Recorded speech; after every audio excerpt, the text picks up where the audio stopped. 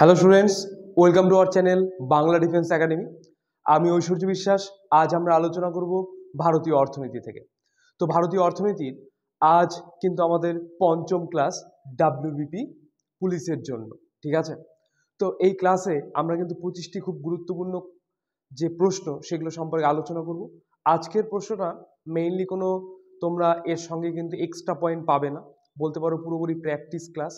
কীরকম টাইপের প্রশ্ন আছে সেই রকম টাইপের প্রশ্ন আজকে আমরা আলোচনা করব। এর মধ্যে কোনো রকম এক্সট্রা পয়েন্ট কিন্তু আজকে নেই। তো চলো ক্লাসটি শুরু করি। তো দেখো, প্রথমে রুটিনটা দেখে নাও একবার। আজ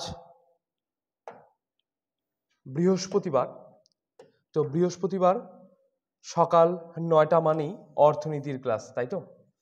এখন ঘড়ি কাটায় ঠিক সকাল 9টায়, তাই তো? এখন অর্থনীতির ক্লাস হচ্ছে। এমনকি শুক্রবারও কিন্তু সকাল 9টায় পলিটি ক্লাস থাকে। এই দুটো ক্লাস আমার থাকে, এর সঙ্গে সঙ্গে কিন্তু কারেন্ট অ্যাফেয়ার্স ক্লাসও রয়েছে। তো কয়েকদিন যাবত কিন্তু কারেন্ট অ্যাফেয়ার্স ক্লাসগুলো একটু নিয়ম মাফিক আসছে না, একটু আমার কিছু ব্যক্তিগত সমস্যার জন্য। তো আশা করছি সামনের সপ্তাহ থেকে সবগুলো ক্লাস কিন্তু টাইম মতন আসবে। তো চলো ক্লাসে শুরু করি। প্রথম প্রশ্ন, ডিসি রঙ্গরাজন কমিটির রিপোর্ট 2014 অনুযায়ী 2011 থেকে 2012 সালে ভারতের কত শতাংশ মানুষ বিপিএল তালিকাভুক্ত? বিপিএল অর্থাৎ বিলো পভার্টি লাইন। এই কত মানুষ বিপিএল তালিকাভুক্ত এটাই জানতে চাওয়া হয়েছে। 28.7%, 29.8%, 29.5% নাকি 30.5%? তাহলে জানতে চাওয়া হয়েছে যে ডিসি রঙ্গরাজন কমিটির যে রিপোর্টটা 2014 অনুযায়ী 2011 থেকে 12 সালের মধ্যে বিপিএল এর সংখ্যা কত ছিল বা কত শতাংশ ছিল? তার অ্যান্সার হয়ে যাবে অপশন সি, 29.5% কিন্তু বিপিএল জনসংখ্যা সেই মুহূর্তে ছিল 2011 থেকে 12 সালে। অর্থাৎ সেই সময় যে সেন্সাসটা হয়েছে সেই সময়ের কথা কিন্তু বলা রয়েছে, ঠিক আছে? আর এই অনেক সময় না এই বিপিএল এর পুরো নামও দিয়ে দেয়, তো অবশ্যই বিলো পভার্টি লাইন পড়ে যাবে এটা। নেক্সট প্রশ্ন, তপশিলি জাতি মোট জনসংখ্যার কত শতাংশ? তপশিলি জাতি অর্থাৎ এসসি, সিরিল কাস্ট, তাই তো? তপশিলি জাতি মোট জনসংখ্যার কত শতাংশ? অপশন এতে রয়েছে 36.8%, বিতে রয়েছে 16.2%, সিতে রয়েছে 42.5% আর ডিতে রয়েছে 22.1%। তাহলে মোট জনসংখ্যার কত শতাংশ রয়েছে তপশিলি উপজাতি? উপজাতি না, তপশিলি জাতি। উপজাতি মানে তো এসটি হয়ে যেত। আচ্ছা, তাহলে এটা অ্যান্সার কিন্তু হয়ে যাবে অপশন বি, 16.2%। মোট জনসংখ্যার 16.2% মানুষ কিন্তু কি এসসি অর্থাৎ তপশিলি জাতির মধ্যে তারা বিলং করে। 3 নম্বর প্রশ্ন দেখো, রেল ইঞ্জিন তৈরি কারখানা প্রথম কোথায় গড়ে উঠেছে? রেল ইঞ্জিন তৈরির কারখানা। অপশন এ পেরাম্বুরে, বি চিত্তরঞ্জনে, সি থাপুরে, ডি আজমেতে। তাহলে খুবই গুরুত্বপূর্ণ একটা প্রশ্ন, রেল ইঞ্জিন তৈরি কারখানা প্রথম কোথায় গড়ে উঠেছে? তাহলে এটা আমরা অবশ্যই অ্যান্সারটি জানি। অ্যান্সার হয়ে যাবে অপশন বি, চিত্তরঞ্জনে। চিত্তরঞ্জনেই প্রথম কিন্তু রেল ইঞ্জিন তৈরির কারখানা গড়ে উঠেছে।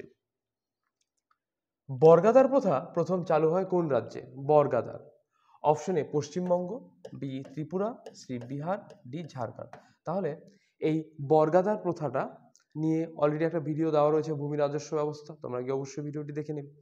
আর এখানে এই বর্গাদার প্রথা প্রথম চালু হয় কোন রাজ্যে? তাহলে এটা অ্যান্সার হয়ে যাবে অপশন এ পশ্চিমবঙ্গে। পশ্চিমবঙ্গে তাহলে প্রথম এই বর্গাদার ব্যবস্থাটা চালু হয়েছিল, ঠিক আছে? নেক্সট দেখো, গ্রিন রেভলিউশন শব্দটি প্রথম ব্যবহার করেন কে? তো এটা খুবই কনফিউশনই একটা প্রশ্ন, কেন আমি বলছি। গ্রিন রেভলিউশন শব্দটি প্রথম ব্যবহার করেন অর্থাৎ সবুজ বিপ্লব, এই শব্দটি প্রথম ব্যবহার করেন কে? William Gandy, Norman Borlaug, M S Swaminathan নাকি সন্তোষ কুমার রেড্ডি? তাহলে এটার ক্ষেত্রে অ্যান্সার হয়ে যাবে অপশন এ, উইলিয়াম গ্যান্ডি। তিনি কিন্তু গ্রিন রেভলিউশন বা সবুজ বিপ্লব কথাটি প্রথম ব্যবহার করেন। এবার আন্তর্জাতিক ক্ষেত্রে সবুজ বিপ্লবের জনক কে জানো? আন্তর্জাতিক ক্ষেত্রে সবুজ বিপ্লবের জনক নরম্যান বোরলে। ভারতীয় সবুজ বিপ্লবের জনক কে? M S Swaminathan. তাহলে 3টা প্রশ্ন, গ্রিন রেভলিউশন শব্দটি প্রথম ব্যবহার করেন উইলিয়াম গ্যান্ডি, আন্তর্জাতিক সবুজ বিপ্লবের জনক নরম্যান বোরলে, ভারতীয় সবুজ বিপ্লবের জনক এম এস স্বামীনাথন, ঠিক আছে? 3টা প্রশ্ন এখান থেকে মনে রাখবে। নেক্সট দেখো, নীতি আয়োগ কবে গঠন করা হয়? অ্যাকচুয়ালি মনে রাখতে হবে নীতি আয়োগ কিন্তু পঞ্চবার্ষিকী পরিকল্পনা অর্থাৎ প্ল্যানিং কমিশন তাকে বদল করে চলে এসেছিল নীতি আয়োগ অ্যাকচুয়ালি এটা বিজেপি সরকারের একটা পরিকল্পনা, আর আগের যেটা ছিল সেটা কিন্তু কংগ্রেস সরকারের পরিকল্পনা ছিল। তাহলে অপশন এ 2013 সাল, বি 2014, সি 2015, ডি 2016। তাহলে নীতি আয়োগ কবে গঠন করা হয়? এটা অ্যান্সার হয়ে যাবে অপশন সি, 2015 সালে কিন্তু নীতি আয়োগ গঠন করা হয়। ঠিক আছে, মনে রাখবে। নেক্সট দেখো, এফসিআই কবে স্থাপিত হয়? Food corporation of India. Food corporation of India কবে স্থাপিত হয়? অপশন এতে রয়েছে দেখো 1960 সালে, বিতে রয়েছে 1975 সালে, সি 1965 সালে, ডি 1985 সালে। তাহলে FCI food corporation of India তাহলে কবে স্থাপিত হয়? এটা অ্যান্সার হয়ে যাবে অপশন সি, 1965 সালে কিন্তু এই ফুড কর্পোরেশন অফ ইন্ডিয়া স্থাপিত হয়। নেক্সট প্রশ্ন, বর্তমানে কতগুলি পণ্যের গুণমান এগ মার্ক দ্বারা নির্ণয় করা হয়? আচ্ছা, এগ মার্কটা এগ্রিকালচারাল মার্ক বলতে পারো। ঠিক আছে, এর দ্বারা কোনো একটা সবজি বলো বা কৃষিজাত দ্রব্য তাদের কিন্তু গুণমান মানে বাছাই করার জন্য বা গুণমান ভালো কিনা তার জন্য কিন্তু এগ মার্কটা দেওয়া হয়ে থাকে। আচ্ছা, অপশন এতে রয়েছে 224টি, বি 235টি, সি 242টি, ডি 424টি। তাহলে বর্তমানে কতগুলি পণ্যের গুণমান এগ মার্ক দ্বারা নির্বাচন করা হয়ে থাকে? এটা অ্যান্সার হয়ে যাবে অপশন এ, 224টি। বর্তমানে 224টি পণ্যের গুণমান এগ মার্ক দ্বারা কিন্তু নির্ণয় করা হয়ে থাকে, খুবই গুরুত্বপূর্ণ। নেক্সট দেখো, ন্যাশনাল প্ল্যানিং কমিটি কার নেতৃত্বে গঠিত হয়? ন্যাশনাল প্ল্যানিং কমিটি কার নেতৃত্বে গঠিত হয়? অপশন এ জওহরলাল নেহরুর নেতৃত্বে, বি এম বিশ্বেশ্বরাইয়ার নেতৃত্বে, সি পুরুষোত্তম ঠাকুর দাসের নেতৃত্বে, নাকি অপশন ডি জয়প্রকাশ নারায়ণের নেতৃত্বে। তাহলে ন্যাশনাল প্ল্যানিং কমিটি কার নেতৃত্বে গঠিত হয়? এটা অ্যান্সার হয়ে যাবে অপশন এ, জওহরলাল নেহরুর নেতৃত্বে কিন্তু ন্যাশনাল প্ল্যানিং কমিটি গঠিত হয়ে থাকে, জওহরলাল নেহরুর নেতৃত্বে। নেক্সট দেখো, বহুমুখী নদী পরিকল্পনা কোন পঞ্চবার্ষিকী পরিকল্পনাতে করা হয়েছিল? বহুমুখী নদী পরিকল্পনা অর্থাৎ যেখানে কৃষি সেচ ব্যবস্থাকে গুরুত্ব দেওয়া হয়েছিল। কৃষি আর সেচ ব্যবস্থাকে গুরুত্ব দেওয়া হয়েছিল কত? প্রথম পঞ্চবার্ষিকী পরিকল্পনাতে 1951 থেকে 1956 সালে।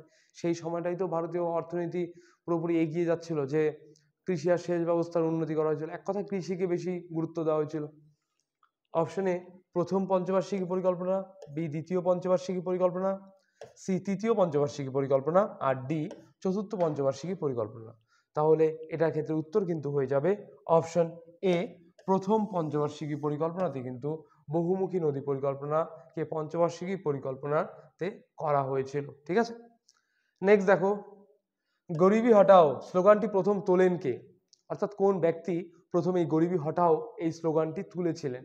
ঠিক আছে, অপশন এতে দেখো রয়েছে Jawaharlal Nehru, B Indira Gandhi, C Morarji Desai, D Rajiv Gandhi. তাহলে এই গরিবি হটাও স্লোগানটি প্রথম তোলেন কে? এটা প্রথম তুলেছিলেন শ্রীমতী ইন্দিরা গান্ধী। ঠিক আছে, তোমরা একটু কমেন্ট করে জানাও তো কততম পঞ্চবার্ষিকী পরিকল্পনাতে এই গরিবি হটাও স্লোগানটি তোলা হয়েছিল। তোমরা অবশ্যই হোমওয়ার্ক 11 লিখে তারপর তোমরা হোমওয়ার্ক দিয়ে লিখবে কততম পঞ্চবার্ষিকী পরিকল্পনাতে ইন্দিরা গান্ধী গরিবি হটাও স্লোগানটি তুলেছিলেন। অবশ্যই কমেন্টে কিন্তু জানাবে।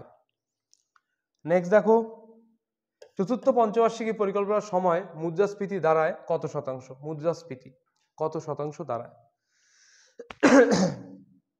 Option A 51%, B 61%, C 71%, D 81%। তাহলে চতুর্থ পঞ্চবার্ষিকী পরিকল্পনার সময় মুদ্রাস্ফীতি দাঁড়ায় কত শতাংশ? এটা অ্যান্সার হয়ে যাবে অপশন বি 61%। চতুর্থ পঞ্চবার্ষিকী পরিকল্পনার সময় মুদ্রাস্ফীতি দাঁড়ায় কিন্তু 61%তে গিয়ে। আইএসআই মার্ক কিসের প্রমাণ বহন করে? আইএসআই কৃষি দ্রব্যের ভালো মানের, বি ফসলের স্বাস্থ্যের, সি ফসলে সার ব্যবহারের, ডি ফসলের রঙের। তাহলে আইএসআই মার্কটা কিসের প্রতীক বহন করে বা কিসের প্রমাণ বহন করে? আইএসআই মার্কটা কিন্তু কৃষি দ্রব্যের ভালো মানের। আইএসআই মার্ক যদি দেওয়া থাকে তাহলে বুঝতে হবে সেটা অবশ্যই ভালো মানের কোনো একটা কৃষিজ দ্রব্য। ঠিক আছে, ভালো মানের জন্যই এই আইএসআই মার্কটা কিন্তু ব্যবহার করা হয়ে থাকে। নেক্সট দেখো, রুগ্ন শিল্প হতে গেলে একটি শিল্পকে কত বছরের রেজিস্টার্ড কোম্পানি হতে হবে? রুগ্ন শিল্প, আমি আগের দিন বলেছিলাম রুগ্ন শিল্পের কনসেপ্ট, যে একটা কোম্পানিকে অন্তত 7 বছর আগে প্রতিষ্ঠিত হতে হবে। 7 বছর আগে যদি প্রতিষ্ঠিত হয় একটা কোম্পানি, তারপর সেই 7 বছরে সেই কোম্পানিটা কোনো রকম লাভ হচ্ছে না, ঠিক আছে, সেই কোম্পানি কোনো রকম লাভ নেই, বর্তমানে কোনো লাভ হচ্ছে না, মানে গত 7 বছর কোনো লাভ হয়নি, তো বর্তমানে কোনো লাভ হচ্ছে না, ভবিষ্যতে কোনো লাভের আশা নেই, তখন তাকে কি বলা হবে? তখন তাকে কিন্তু রুগ্ন শিল্প বলা হবে। আচ্ছা, 5 বছর, বি 6 বছর, সি 7 বছর, ডি 8 বছর। তাহলে রুগ্ন শিল্প হতে গেলে একটি শিল্পকে কত বছর রেজিস্টার কোম্পানি হতে হবে? তাহলে এটা ক্ষেত্রে অ্যান্সার কিন্তু হয়ে যাবে অপশন সি, 7 বছর। অর্থাৎ রুগ্ন শিল্প হতে গেলে একটি শিল্পকে কম করে কিন্তু 7 বছরের কোম্পানি, রেজিস্টার্ড কোম্পানি হতে হবে, তাহলেই তাকে রুগ্ন শিল্পের মর্যাদা বা রুগ্ন শিল্প হতে পারবে, ঠিক আছে। আদেও রুগ্ন শিল্পটা কিন্তু অর্থনীতির জন্য ভালো না, কারণ মানে রুগ্ন শিল্প মানে কি, যেটা ওই যে বললাম, লাভ অতীতেও হয়নি, ভবিষ্যতেও হওয়ার সম্ভাবনা নেই, বর্তমানে তো হচ্ছেই না, এটাই রুগ্ন শিল্প তাহলে। নেক্সট দেখো, ভারতের সাক্ষরতার হার কত শতাংশ? 56.56%, 74.00, 82.14%, নাকি অপশন ডি 65.46%? তাহলে ভারতবর্ষের ওভারঅল সাক্ষরতার হার জানতে চাওয়া হয়েছে। এটা কিন্তু অবশ্যই 2011 সেন্সাস, ঠিক আছে।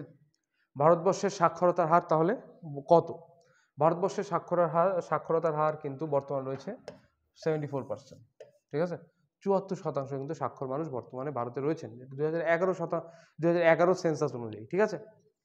নেক্সট দেখো, 2011 আদমশুমারি অনুযায়ী ভারতের জনঘনত্ব কত? ভারতের জনঘনত্ব 282 পার স্কোয়ার কিমি, 348 পার স্কোয়ার কিমি, 382 পার স্কোয়ার কিমি, নাকি 432 পার স্কোয়ার কিমি? তাহলে 2011 আদমশুমারি অনুযায়ী ভারতের জনঘনত্ব কত? 2011 জনগণনা অনুযায়ী ভারতের জনঘনত্ব কিন্তু 382 পার স্কোয়ার কিমি, 382 পার স্কোয়ার কিমি ভারতের জনঘনত্ব, ঠিক আছে। নেক্সট দেখো, ভারতবর্ষে মূলত কোন ধরনের বেকারত্ব লক্ষ্য করা যায়? ভারতবর্ষে মূলত কোন ধরনের বেকারত্ব লক্ষ্য করা যায় তাহলে? অপশনে কাঠামোজনিত বেকারত্ব, ছদ্মবেশী বেকারত্ব, প্রচ্ছন্ন বেকারত্ব, নাকি অপশন ডি খোলা বেকারত্ব? তাহলে এটা অ্যান্সার কিন্তু হয়ে যাবে অপশন এ, কাঠামোজনিত বেকারত্ব। ভারতবর্ষে মূলত কাঠামোজনিত বেকারত্ব লক্ষ্য করা যায়।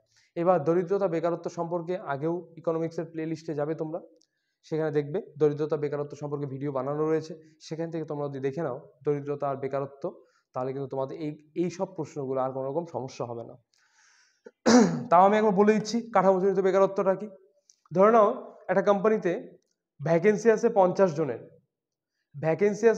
জনের, সেখানে 50 জনের জন্য সেই কোম্পানি একটা রিক্রুটমেন্টের জন্য একটা নোটিফিকেশন জারি করলো, সেখানে অ্যাপ্লাই করলো 5000 জন। এবার কোম্পানির যে নিড ছিল, যে তার যে এমপ্লয়ীদের এই গুণগুলো থাকতে হবে, সেগুলো দরকার কতজন? 50 জনের। ঠিক একই রকম গুণ সম্পন্ন 500 জন সেখানে উপস্থিত ছিল, 500 জন সেখানে উপস্থিত ছিল, যাদের যা যা চেয়েছিল কোম্পানি, এক্সপিরিয়েন্স যা যা চেয়েছে, সেরকম 500 জনের সেই এক্সপিরিয়েন্স আছে, সেই এডুকেশনাল কোয়ালিফিকেশন আছে, কিন্তু কোম্পানির ভ্যাকেন্সি কতগুলো? মাত্র 50 জন। এই যে বাদ বাকি 450 জন, এরা কিন্তু এই কাঠামোজনিত বেকারত্বের শিকার। এটা কিন্তু আমি একটা কোম্পানি দিয়ে বোঝালাম, এটা কিন্তু কোম্পানি দিয়ে নাও হতে পারে, এটা সরকারি কোনো সংস্থার মাধ্যমে হতে পারে, বা পুরোপুরি সরকারি হতে পারে, ঠিক আছে। জাস্ট আমাদের লোক সংখ্যা বেশি কিন্তু ভ্যাকেন্সি সংখ্যা অনেকটাই কম, এটা কাঠামোজনিত বেকারত্ব। যদি সেই কোম্পানিতে 500টা ভ্যাকেন্সি থাকতো, তাহলে আমাদের সেই 500 ছেলে মেয়েই কিন্তু চাকরিটা পেতে পারতো, কিন্তু পেলো কতজন? 50 জন। এটাও কাঠামোজনিত বেকারত্বের উদাহরণ। নেক্সট প্রশ্ন, নিচের কোনটি ভারতের জাতীয় আয় অনুমান করে, বা কোন সংস্থা? ইন্ডিয়ান স্ট্যান্ডার্ড ইনস্টিটিউশন আইএসআই, ভারতীয় পরিসংখ্যান ইনস্টিটিউশন, এটাও আইএসআই, কেন্দ্রীয় পরিসংখ্যান সংস্থা সিএসও, সেন্ট্রাল স্ট্যাটিস্টিক্যাল অফিস, যেটা উপরের কোনোটিই নয়। তাহলে নিচের কোনটি ভারতের জাতীয় আয় অনুমান করে? এটা অ্যান্সার হয়ে যাবে অপশন সি, কেন্দ্রীয় পরিসংখ্যান সংস্থা অর্থাৎ সিএসও, সেন্ট্রাল স্ট্যাটিস্টিক্যাল অফিস, তারা কিন্তু ভারতের জাতীয় আয়কে অনুমান করে থাকে। ভারতের জাতীয় আয় কত সেটা কিন্তু অনুমান করে এই সিএসও। ভিকে আরভিরাও মাথাপিছু আয় কত হিসেব করেছিলেন? মাথাপিছু আয়, মাথাপিছু আয় জিনিসটা কি? মাথাপিছু আয় ন্যাশনাল ইনকামের ক্লাস তোমরা করেছো এর আগে। তো মাথাপিছু আয় হলো একটা দেশে যদি 50 জন মানুষ থাকে, আচ্ছা হিসাবের সুবিধার্থে বলি, একটা দেশে 10 জন মানুষ আছে, কথার কথা 10 জন মানুষ আছে, 10 জন মিলে টোটাল ইনকাম করছে 50 টাকা, 10 জন মিলে 50 টাকা ইনকাম করছে, তাহলে এই 50 টাকাটা ওই দেশের ন্যাশনাল ইনকাম। এবার এই 50কে আমরা 10 দিয়ে ভাগ করে দিলে এই যে 5টা যে পেলাম, এই 5টা যে পেলাম এটা হলো কি মাথাপিছু আয়। ঠিক আছে, এক একজনের যে টাকা আমরা পেলাম, এক একজন নাগরিক যত টাকা ইন্ডিভিজুয়াল ইনকাম করলো সেটা তাহলে মাথাপিছু আয়। তাহলে ভিকে আরভিরাও মাথাপিছু আয় কত হিসাব করেছিলেন? অপশনে 20 টাকা, এগুলো প্রত্যেকটাই টাকা, ঠিক আছে,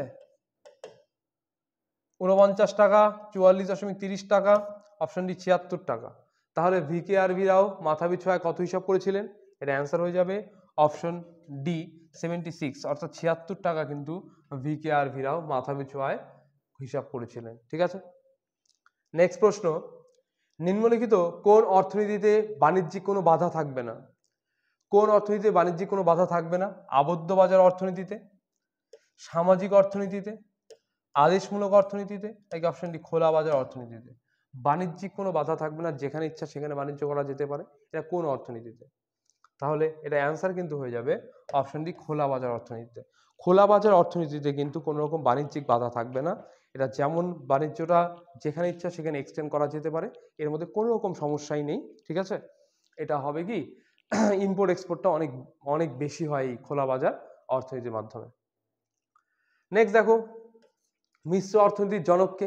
মিশ্র অর্থনীতি, মিশ্র অর্থনীতি হলো যেখানে সরকার ও বেসরকারি সংস্থা একে অপরের সঙ্গে কাঁধে কাঁধ মিলিয়ে কাজ করবে, সেটাই হলো মিশ্র অর্থনীতি। যেমন ভারত মিশ্র অর্থনীতি ও 1948 মিশ্র অর্থনীতি গ্রহণ করেছিল ভারত। অপশনে জন স্যান্ডি, অর্থাৎ মিশ্র অর্থনীতির জনককে? জন স্যান্ডি, পিসি মহলানবিশ, জে এম কেইনিস, ইন্দিরা গান্ধী। তাহলে এই মিশ্র অর্থনীতির জনক কে? মিশ্র অর্থনীতির জনক কিন্তু আমাদের option C J M Keynes. J M Keynes তিনি তাহলে মিশ্র অর্থনীতির জনক। 1948-এ ভারত কিন্তু মিশ্র অর্থনীতি গ্রহণ করেছিল। নেক্সট প্রশ্ন, নিম্নের কোন সংস্থাটি মহারত্ন সংস্থা? এবার ইন্ডাস্ট্রিতে আমরা কিন্তু পড়েছিলাম মহারত্ন, মিনিরত্ন, মিনিরত্ন 1, মিনিরত্ন 2, মহারত্ন নবরত্ন ছিল, সরি, মহারত্ন, নবরত্ন, মিনিরত্ন 1 আর মিনিরত্ন 2। তাহলে নিম্নের কোন সংস্থাটি মহারত্ন সংস্থা? এই চারটার মধ্যে যে কোনো একটা কিন্তু মহারত্ন সংস্থা। অপশনে gas authority of India limited, GAIL, Bharat dynamics limited, Bharat pumps and compressors limited, option D Rashtriya Ispat Nigam limited, RECL। তাহলে এর মধ্যে কোনটি একটি মহারত্ন সংস্থা? এটার অ্যান্সার হয়ে যাবে option A gas authority of India limited, অর্থাৎ GAIL কিন্তু একটি মহারত্ন সংস্থা। ঠিক আছে, নেক্সট দেখো, আদমশুমারি ধারণাটি কোন দেশ থেকে নেওয়া হয়েছে? আদমশুমারি অর্থাৎ সেন্সাস, জনগণনা, এই ধারণাটি কোন দেশ থেকে নেওয়া? Option A Japan, B Sweden, C Australia, D England. তাহলে এই আদমশুমারির ধারণাটি কোন দেশ থেকে নেওয়া হয়েছে? এটা অ্যান্সার হয়ে যাবে অপশন বি সুইডেন থেকে কিন্তু আদমশুমারির ধারণাটি নেওয়া হয়েছে, অর্থাৎ সুইডেনে একটি কনসেপ্ট হলো এই আদমশুমারি। নেক্সট প্রশ্ন, শহরে মানুষের ন্যূনতম কত ক্যালোরি প্রয়োজন? এবার দরিদ্রতাতে একটা মানুষের ন্যূনতম কত ক্যালোরি প্রয়োজন সেটা দিয়ে কিন্তু মাপা হয় কে কতটা দরিদ্র। দেখো 2000 calorie per day, 2100 calorie per day, 2250 calorie per day, নাকি 2400 ক্যালোরি পার ডে। তাহলে শহরে মানুষের, অবশ্যই শহরে মানুষের কিন্তু দৈহিক পরিশ্রমের তুলনায় মানসিক পরিশ্রম বেশি হয়, এই জন্য ক্যালোরিটা একটু তুলনামূলকভাবে গ্রামের মানুষের থেকে কম প্রয়োজন।